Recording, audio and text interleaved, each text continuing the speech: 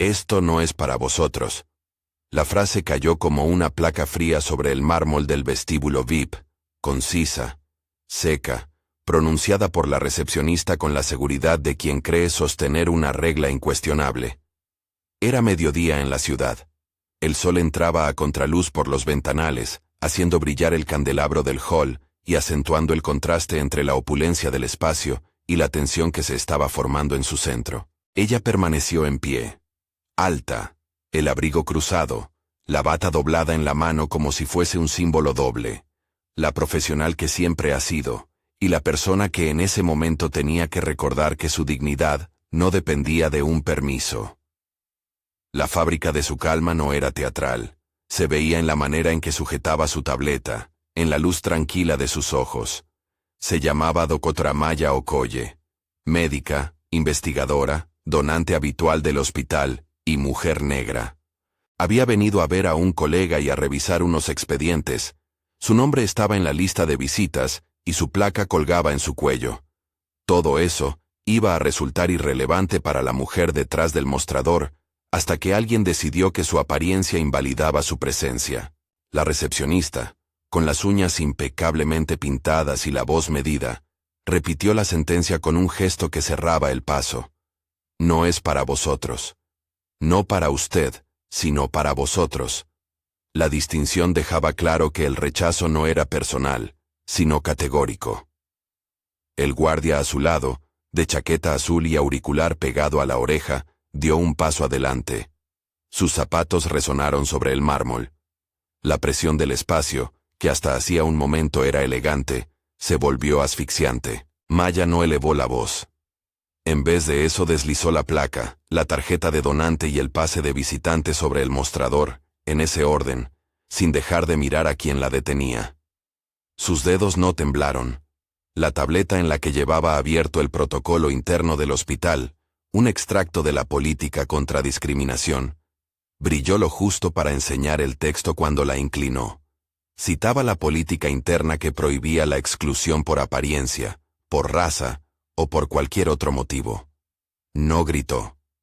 No llamó a nadie, simplemente puso la evidencia sobre el mármol.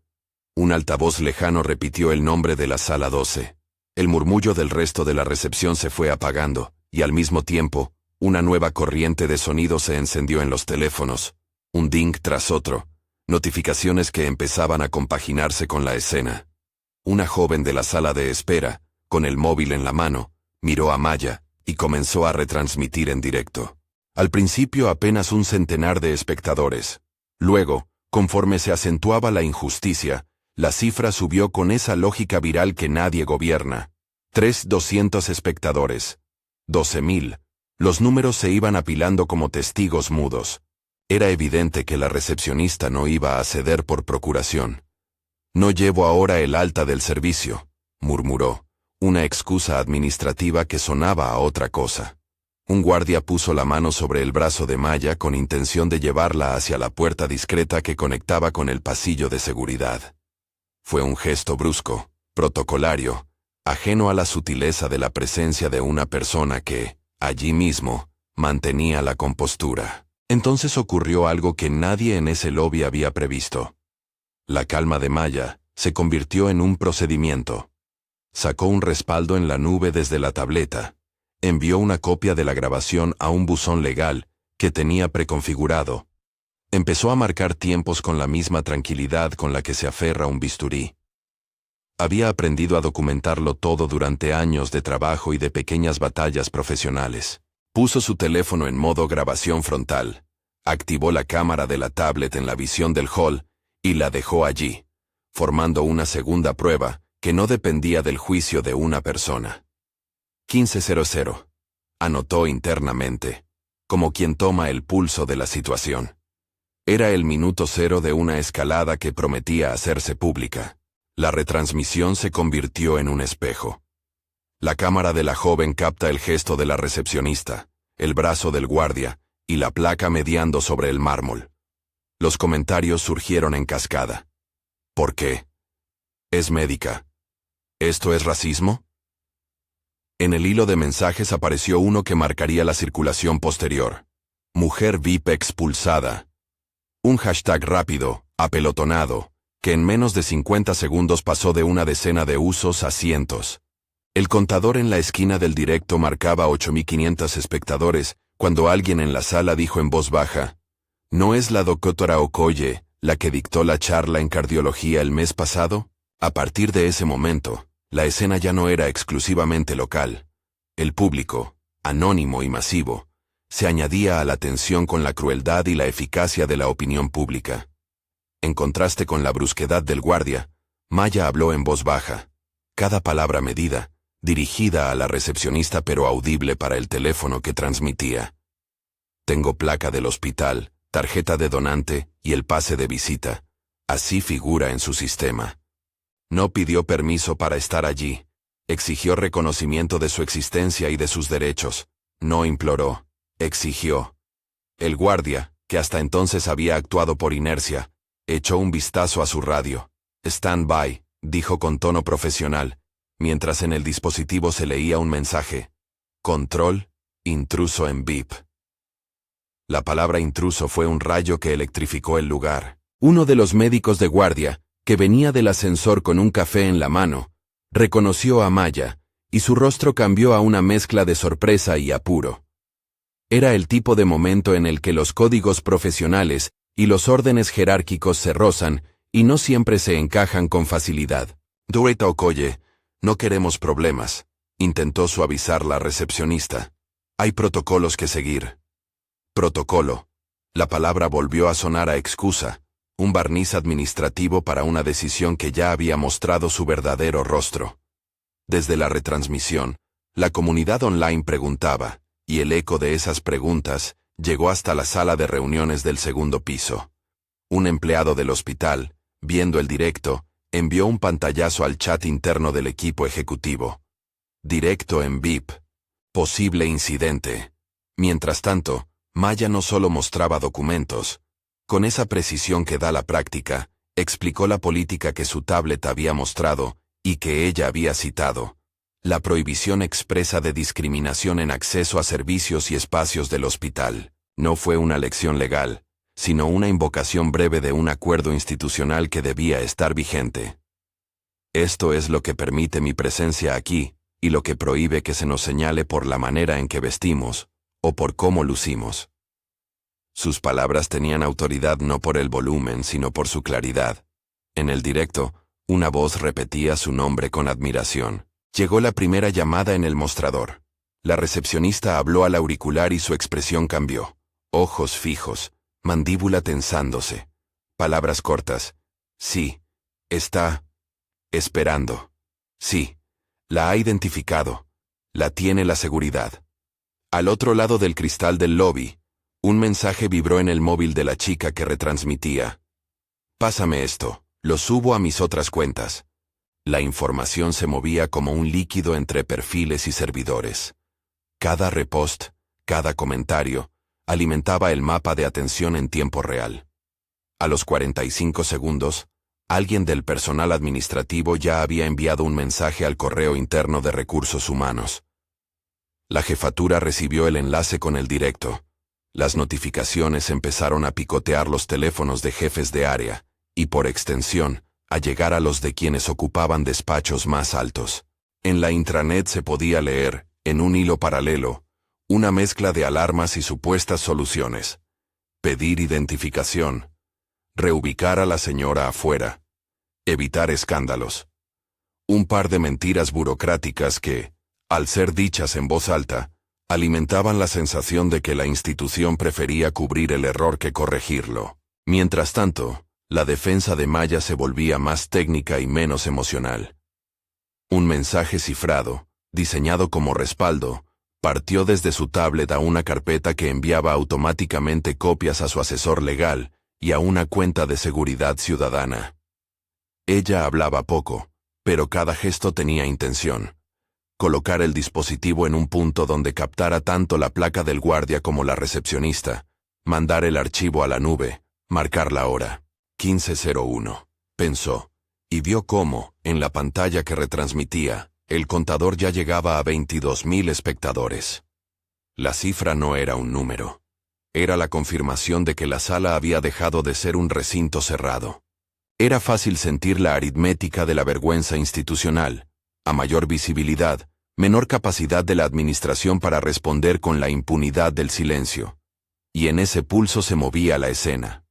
Un médico joven que trabajaba en la unidad de cuidados intensivos, con la bata todavía atada, se acercó y susurró: «La conozco, es la que dirigió la campaña de donación el año pasado». Su duda, su reconocimiento, eran pequeños detonantes de legitimidad que hacían tambalear la narrativa oficial. En la recepción, la tensión crecía como el volumen de la retransmisión. La recepcionista miró la tableta, luego al teléfono de la mujer que transmitía. Un comentario destacado apareció en el directo. «Si no se rinden cuenta ahora, esta gente se va a ir a redes y no podrán controlarlo». La frase fue un látigo en el aire. La sensación de que algo mayor estaba en juego empezó a ser palpable para quienes, hasta hacía nada, creyéndose ejecutores de una regla, eran ahora conscientes de su imagen frente a miles de ojos. De nuevo los protocolos. El guardia se acercó más y articuló: «Señora, por favor, tiene que acompañarme fuera». Su voz, en un tono que pretendía ser formal, sonaba ordinaria y a la vez cargada de la decisión de hacer efectivo un veto. Maya apartó la mirada de la recepcionista y se dirigió al guardia con una autoridad serena. «Si vamos a proceder, hágalo con fundamento. Yo pediré que se refleje en acta cualquier actuación. Ahora estoy grabando». No añadió nada más. No fue amenazante, pero su arreglo mental era el de quien controla la narrativa. Prueba, testigo, registro. La cámara del teléfono de la retransmisora captó el gesto del guardia al hablar por la radio. «Necesitamos soporte», dijo. Un segundo guardia, en el umbral, apartó su mirada hacia la escalera que subía a los despachos ejecutivos. En la pantalla del móvil apareció otra notificación. Un correo dirigido a la Dirección General con el asunto «Incidente en VIP. Posible discriminación». La bandeja de entrada de la Dirección General vibró. A los 90 segundos, el contador del directo ya marcaba 41.000 espectadores. Los comentarios se volvieron más explícitos. «Esto es racismo institucional», escribió alguien. «¿Dónde están las cámaras del hospital?», preguntó otro. Ante la presión, esa fuerza intangible que mide la reputación en tiempo real, algunos miembros del personal empezaron a buscar salvavidas en la red. Un médico anciano que había caminado por el vestíbulo dejó el café sobre una mesa y se acercó para identificar a Maya. La jefa de enfermería llamó a su teléfono para confirmar la identidad de la visitante. La institución, que en apariencia manejaba reglas, empezaba a sentir que el peso de la opinión la empujaba hacia una acción que no había planificado. En una sala cerrada del segundo piso, la directora de operaciones, Catalina Vargas, vio el directo y su rostro se tensó. Catalina conocía las reglas, las interpretaciones y las consecuencias de ignorarlas. Pegó el teléfono por unos segundos, envió el enlace al equipo de comunicación y marcó un número. «Avísame exactamente lo que está pasando en VIP», exigió con voz rápida. «Y avisa al propietario si es necesario». No dijo por qué, no explicó el procedimiento. En esos minutos se activaban los engranajes de quienes sabían que un episodio así podía rebasar la capacidad de respuesta si no se atendía con celeridad. Mientras Catalina hablaba, un mensajero del hospital que atendía otra urgencia recibió el enlace y, sin pensarlo, reenvió el directo. En menos de 2 minutos, alguien en el consejo del hospital lo vio. Y en la cadena de reenvíos, un nombre apareció. Samuel Hart, propietario mayoritario del grupo que dirigía el hospital. No era habitual que el propietario se ocupara de incidentes menores. Se ocupaba de la estrategia mayor. Pero la rapidez del pulso mediático lo alcanzó. El teléfono de Samuel vibró en medio de una reunión a escasos minutos del hospital. Un mensaje breve. «Directo en VIP. Solicitan intervención». Fue suficiente para que su asistente le mostrara lo que pasaba. Funcionarios ejecutivos, preocupados por la imagen del centro, supieron inmediato que, si el episodio escalaba, se volvería una decisión corporativa. De vuelta en el vestíbulo, la expectativa empezó a cuajar. El reloj de pared marcaba las 15:01 cuando la joven que retransmitía miró a la cámara y dijo en voz alta: «No puede ser que la echen por cómo es». Las reacciones en la pantalla eran un mar de indignación. La presión se sentía como un viento que empujaba hacia la cristalera del lobby. El interior del hospital estaba quedando expuesto a una audiencia que no perdonaría la indiferencia institucional. Maya tenía la mirada serena, pero por dentro se activaba un pensamiento que le había crianza profesional. Cada minuto sin registro, cada reacción sin fundamento, puede volverse una narrativa en contra. No quería convertir la escena en una guerra moral, prefería convertirla en evidencia. Grabó una nota breve en su teléfono, describiendo lo ocurrido, y la envió a un correo designado para denuncias ciudadanas. Todo quedaría en varios lugares, en el directo, en la nube y en su buzón personal. Si algo salía mal, la historia no sería una disputa entre percepciones, sino una estructura de hechos con tiempos y archivos. El guardia volvió a hablar por la radio, y esta vez, la voz que se escuchó del otro lado fue más rápida. «Necesitamos supervisión en VIP». El cuidador que había abordado a Maya no parecía querer escalar, pero la inercia de su rol le dictaba que hiciera lo que le pedían. Los ojos de algunos testigos en la sala se volvieron hacia los despachos. Nadie sabía a ciencia cierta si un superior iba a bajar, o si la resolución iba a venir desde arriba. La sensación de que algo externo podía detener la expulsión se volvió un latido compartido. En el aire, en los móviles, en las miradas. Fue en ese momento cuando una serie de notificaciones empezó a caer en el teléfono de Catalina Vargas. Mensajes cortos, urgentes. En directo con 41.000 espectadores, decía uno. El dueño puede tener que intervenir, dijo otro. Catalina palideció solo un instante antes de ordenar: que alguien llame a su asistente ahora, y preparad un comunicado por si hace falta. No quería que la decisión viniera desde la represión, sino desde la corrección institucional. Era, en su cabeza, una posibilidad de hacer bien las cosas y de evitar que un error se convirtiera en una crisis. El problema era el tiempo. Cada minuto que pasaba, alimentaba la narración pública. La retransmisión alcanzó los 58.000 espectadores cuando, como quien aprieta un botón invisible, el teléfono de la asistente del propietario vibró con la notificación. Samuel Hart se encontraba a menos de 5 minutos en coche de allí, terminando una reunión. Su agenda le mostraba la proximidad del hospital. Su asistente, consciente de la sensibilidad del asunto, decidió avisarle. Samuel pagó atención al enlace. En su rostro se dibujó la tensión que muestran quienes entienden que la reputación de un centro sanitario pertenece, en buena parte, a su mesa de decisiones. No era un acto de paternalismo, era un cálculo de riesgo, y por otro lado, una posibilidad de responder con liderazgo ético. Pocos minutos bastarían para que su elección cambiara la escena. En el lobby, la conversación había derivado ya en algo más que una disputa de acceso. Un miembro del equipo de comunicación del hospital llegó apresurado, mostrando una tarjeta de identidad y pidiendo calma.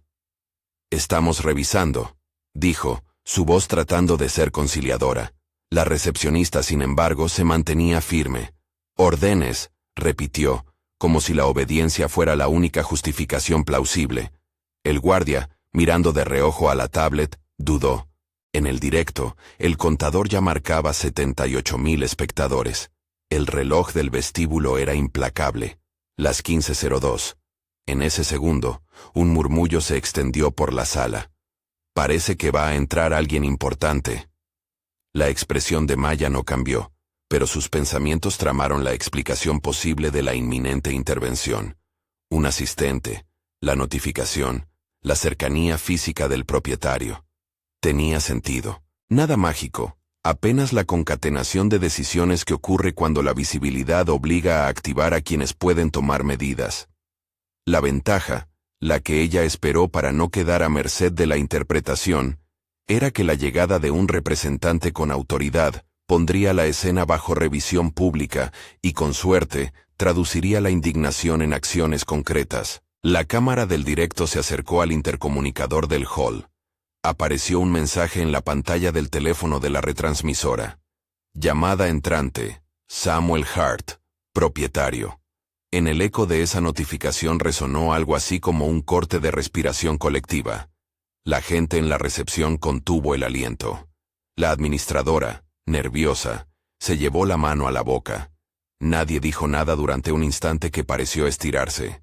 Los 78,000 espectadores parecían sostener la misma inhalación. El tiempo, que hasta ese momento había sido un registro frío en la tableta de Maya, se presentó ahora como un compás.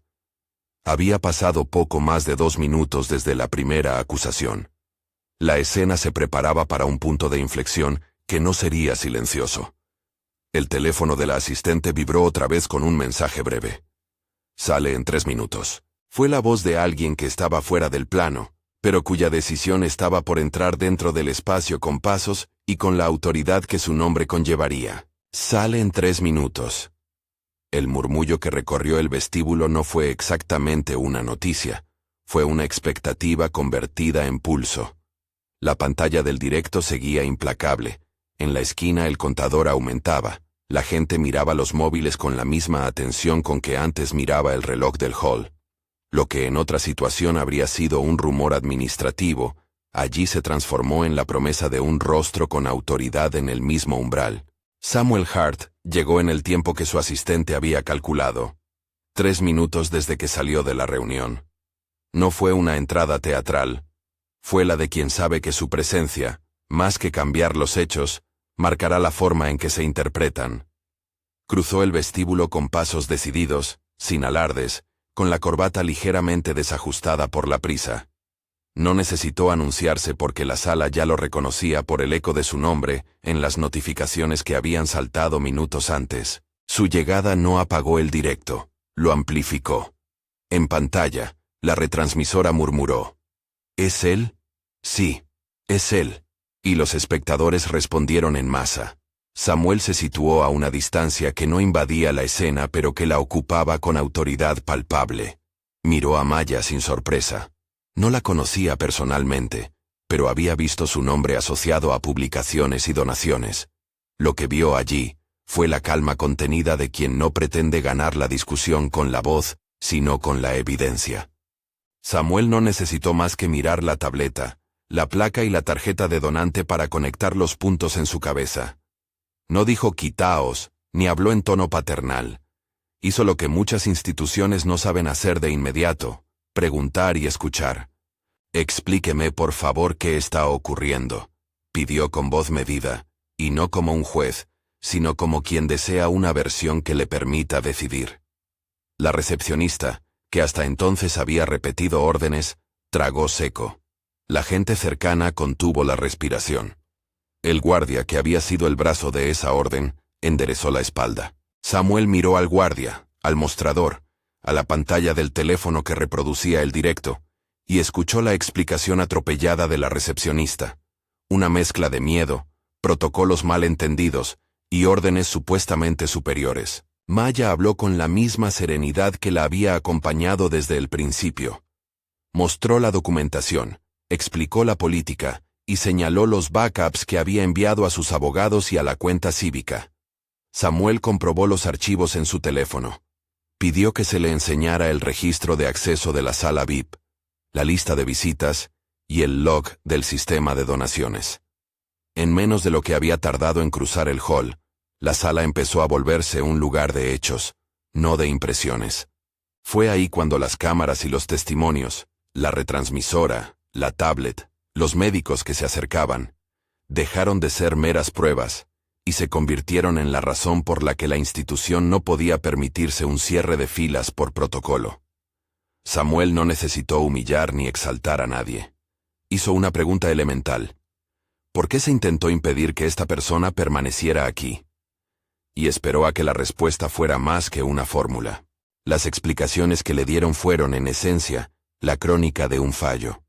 Una instrucción malinterpretada por una recepcionista que había querido evitar lo que ella percibía como un problema. Un guardia que actuó por costumbre. Un proceso de formación que no había incluido criterios claros sobre cómo aplicar la política antidiscriminatoria en un contexto real. Samuel no buscó culpables por el gusto de señalar. Buscó responsabilidad y medidas inmediatas. Pidió, con voz firme, que Recursos Humanos hiciera acta de lo que allí estaba ocurriendo, que se documentaran los testimonios y que se redactara un comunicado público antes de que la narrativa se desbordara sin control. No fue teatro, fue gestión. Ordenó la suspensión temporal del acceso de la recepcionista a sus funciones en el área de recepción, hasta que hubiese una revisión interna. No habló de despidos inmediatos ni de linchamientos públicos. Habló de dejar la situación en manos del departamento correspondiente para que se recibieran declaraciones y se actuara con procedimiento y justicia administrativa. Acompañó su decisión con otra: que la jefatura de seguridad fuera relevada temporalmente del mando operativo en el área mientras se realizaba una evaluación de protocolos. Ambas medidas fueron comunicadas en voz baja, como quien aplica una solución, pero proyectadas públicamente porque la sala las escuchó y las cámaras las registraron. Mientras Samuel daba esas instrucciones, Catalina Vargas, la directora de operaciones, apareció por las escaleras, respirando con prisa. Había recibido llamadas y había vuelto al lugar antes de que él llegara. Su presencia, junto a la del propietario, dejó claro que el asunto ya no era local, era corporativo. Catalina, que hasta entonces había tratado de manejar los canales internos, ahora se vio obligada a hablar frente a las cámaras y a la persona que representaba la máxima autoridad del grupo. Lo hizo con la tensión de quien sabe que debe reparar un daño visible, sin convertirlo en espectáculo. Pidieron que por ahora se mantuviera la calma y que se recogieran testimonios. Samuel se dirigió a la retransmisora, que aún sostenía su móvil y miraba con ojos ampliados. «Gracias por grabar esto. Por favor, envíenos el archivo», dijo, y su tono no tenía reproche. Tenía reconocimiento. A su asistente le ordenó gestionar el acceso al archivo y entregarlo al equipo de comunicaciones. Fueron gestos administrativos, precisos, que en ese instante tenían el peso de lo simbólico. Pedir y recibir la prueba, hacerla circular por los cauces institucionales. Lo que vino después fue un movimiento en cadena. La comunicación del hospital preparó una nota pública en menos de media hora. No era una defensa automática. Fue un reconocimiento de que se revisaría lo sucedido y de que se tomarían medidas. Samuel pidió que el comunicado incluyera una disculpa a la persona afectada, pero también que detallara medidas concretas. Apertura de una investigación interna, revisión de protocolos de atención y formación urgente para el personal de recepción y seguridad. Catalina, con la voz más templada que la que había mostrado al principio, anunció que se activarían canales de queja externos para asegurar transparencia. Las cámaras seguían grabando cada gesto. La retransmisora, emocionada, dio testimonio en vivo minutos después. «Vi esto, y no me lo pude creer. Era una médica con su placa. Ella estaba tranquila. La recepcionista la trató como si no tuviera derecho a estar aquí». Esa declaración fue recogida por numerosos populares que habían visto el directo, y pronto aparecieron comentarios de profesionales que confirmaban la trayectoria de Maya. «La doctora Okoye ha dado conferencias aquí. Participó en la campaña de donaciones», escribieron varios. Entre las figuras que se acercaron, hubo una que resultó decisiva. La doctora Patricia Chen, jefa de una unidad clínica, se aproximó, y con gesto claro, dijo ante Samuel y los presentes: «La conozco. Es profesional y ha colaborado con nosotros. Esto es un fallo de procedimiento. No fue una defensa emocional, fue un testimonio profesional que aumentó la presión para una corrección institucional». Samuel asintió, y dijo que esas referencias formarían parte del dossier que revisaría Recursos Humanos y el Comité Ético. A medida que la escena se transformaba de una pelea de recepción en una intervención ejecutiva, la atención de la ciudad crecía. Los medios locales llamaron, la historia se viralizó en redes con el hashtag que ya corría, y los teléfonos de la dirección general sonaron sin cesar. Lo que había sido una exclusión en un pasillo, en menos de lo que dura una conversación, era una prueba de que la reputación de una institución depende, sobre todo, de su capacidad de corregir con honestidad. Sin embargo, la resolución inmediata no fue solamente punitiva. Samuel dejó claro su vector. No quiero que esto se reduzca a un castigo simbólico. Necesito que sea una oportunidad para arreglar un sistema que falla. Ordenó la constitución de un grupo de trabajo. Repartió responsabilidades. Comunicación. Elaborar el comunicado y entregar un resumen del incidente a los medios. Recursos humanos. Recabar testimonios y abrir expediente. Formación.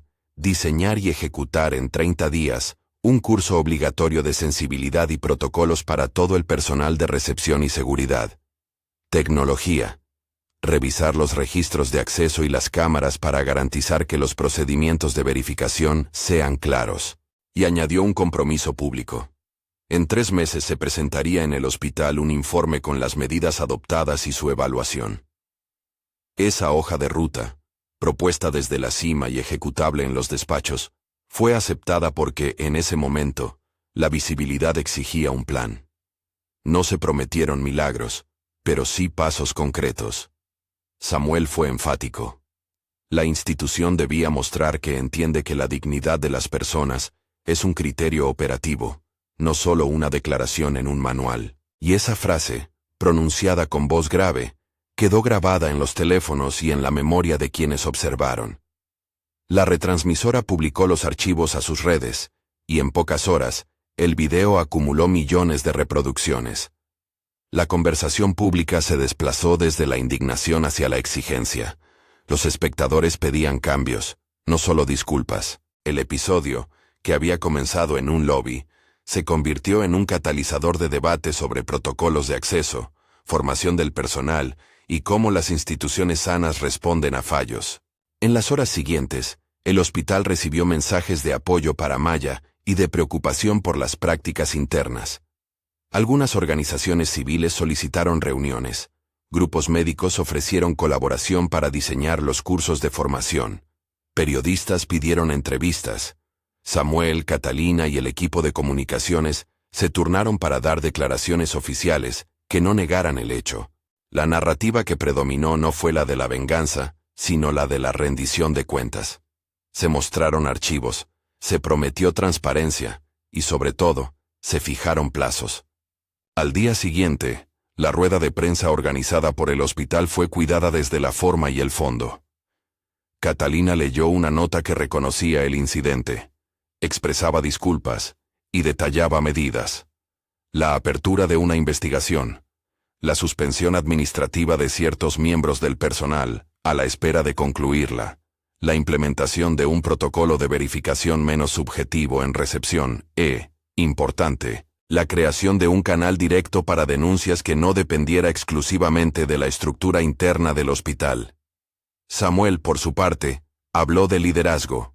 Gestionar una institución implica rectificar cuando se equivocan los procesos y garantizar que la dignidad de las personas sea una política con consecuencias reales. La audiencia pública reaccionó con mezcla de alivio y escepticismo. Algunos criticaron la lentitud del sistema. Otros aplaudieron la transparencia. Entre las voces hubo siempre una que volvió a mencionar el papel de las redes.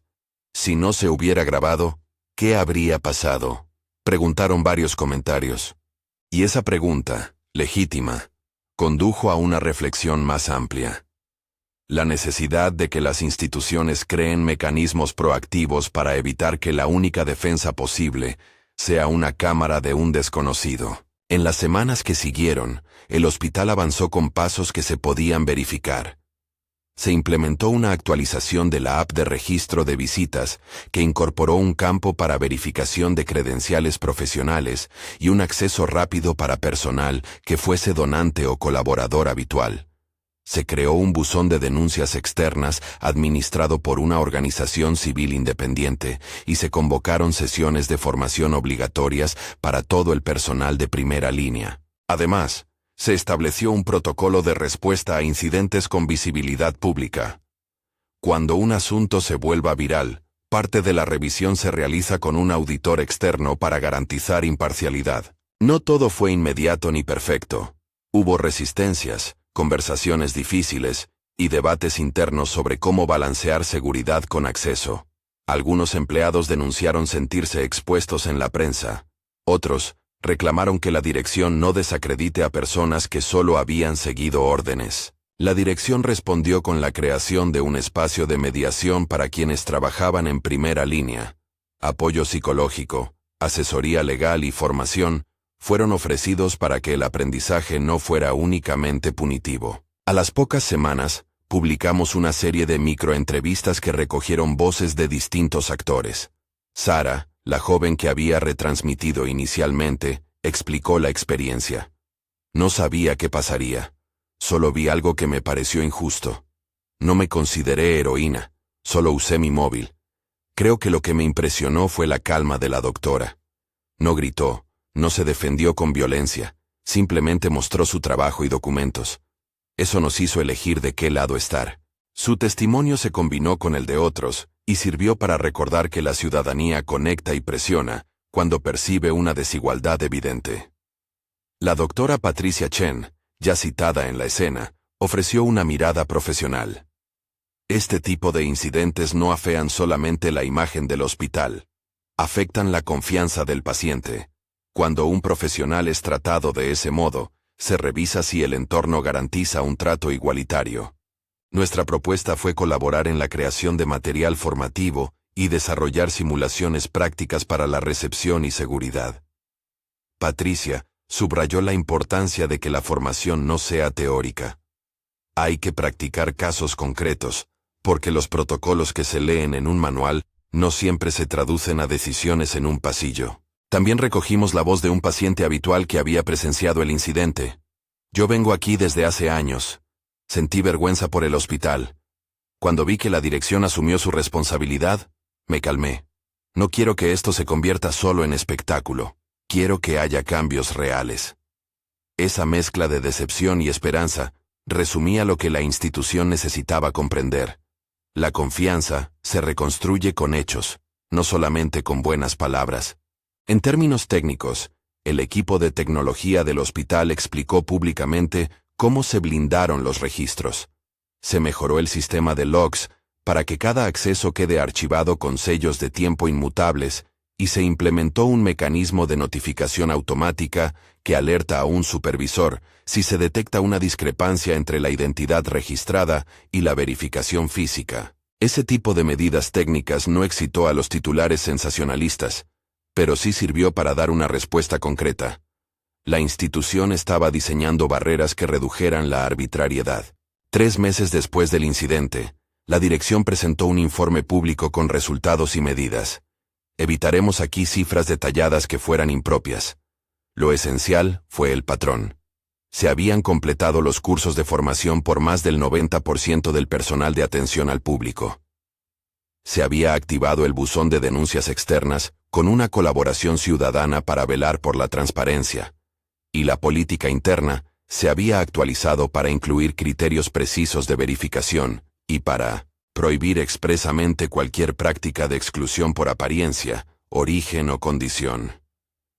Más importante que los números fue el hecho de que se pudo demostrar que las medidas no se quedaron en la retórica. El informe incluyó además recomendaciones: instaurar revisiones anuales de la formación, crear un comité de ética con representación de la comunidad y destinar recursos a campañas de sensibilización.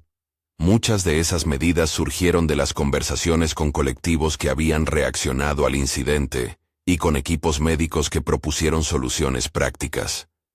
El cambio no fue improvisado. Se construyó con actores diversos y con la presión de la evidencia. A los 6 meses, el hospital presentó un balance de percepción.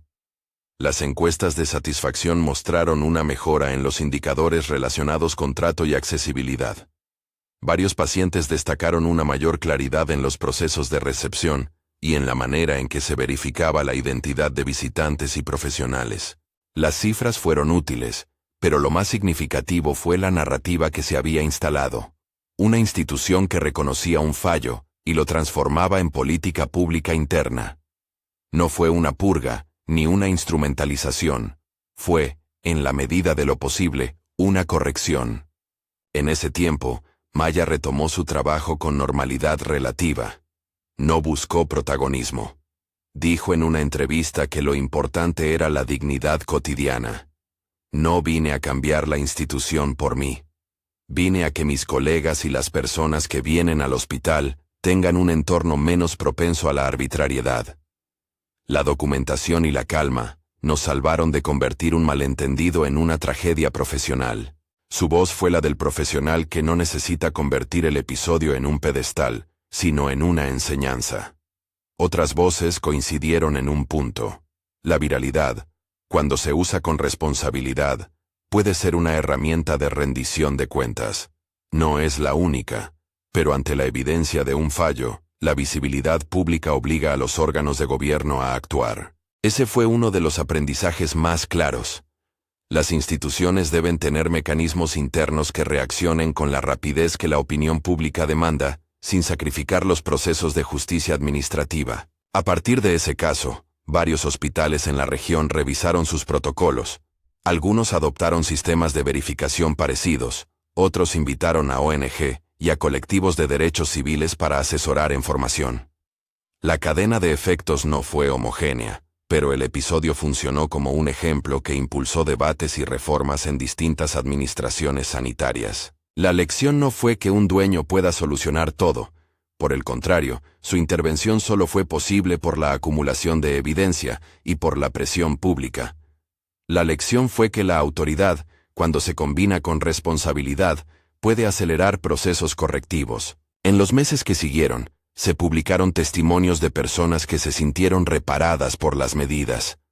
Un enfermero que había pertenecido al equipo de recepción escribió sobre qué había cambiado en la manera de relacionarse con pacientes y visitantes.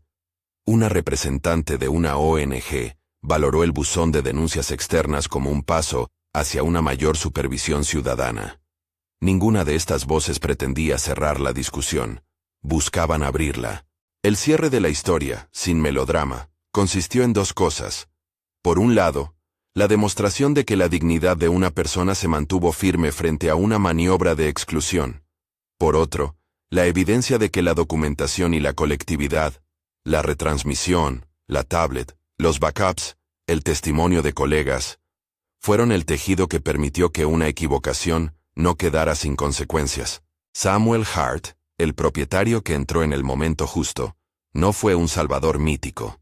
Fue el eslabón de una cadena que se activó cuando la visibilidad obligó a tomar decisiones. Al repasar los hechos, la ciudad se quedó con una imagen, la de una doctora que no perdió la calma, la de una joven que no dudó en transmitir un hecho que consideró injusto, la de un propietario que respondió con medidas, y la de una institución que, obligada por la mirada colectiva, optó por la corrección. No fue un final perfecto, pero sí una evidencia de que los sistemas son corregibles cuando la sociedad exige rendición de cuentas, y cuando las instituciones aceptan su responsabilidad. Si esta historia te toca, si te indigna o te inspira a exigir mejores prácticas en los lugares donde trabajas, y atendéis a otros, comparte este vídeo. Cuéntanos en los comentarios si has vivido algo similar, y cómo se resolvió. Suscríbete para seguir historias donde la dignidad y la evidencia cambian realidades. La ciudad siguió su curso. El lobby recobró su rutina, y en él, ahora había carteles recordatorios sobre la política de trato digno y un pequeño código QR que remitía al buzón de denuncias externas. No era una garantía absoluta.